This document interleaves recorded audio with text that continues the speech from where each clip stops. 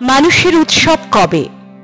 মানুষ যেদিন আপনার মনুষ্যত্বের শক্তি বিশেষভাবে স্মরণ করে, বিশেষভাবে উপলব্ধি করে, সেই দিন।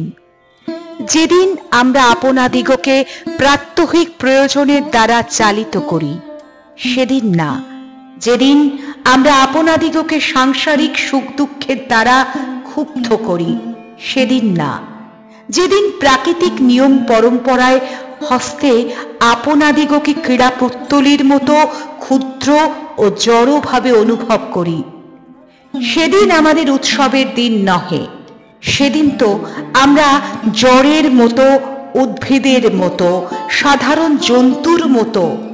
সেদিন তো আমরা আমাদের নিজের মধ্যে সর্বজয়ী মানব শক্তি উপলব্ধি করি না। সেদিন আমাদের আনন্দ কিসের? সেদিন আমরা গৃহে অবরুদ্ধ, সেদিন আমরা কর্মে ক্লিষ্ট, সেদিন আমরা উজ্জ্বলভাবে আপনাকে ভূষিত করি না, সেদিন আমরা উদারভাবে কাহাকেও আহ্বান করি না, সেদিন আমাদের ঘরে সংসার চক্রের ঘর ঘর ধ্বনি শোনা যায়, কিন্তু সঙ্গীত শোনা যায় না। প্রতিদিন মানুষ ক্ষুদ্র, দিন, একাকী, কিন্তু উৎসবের দিনে মানুষ বৃহৎ।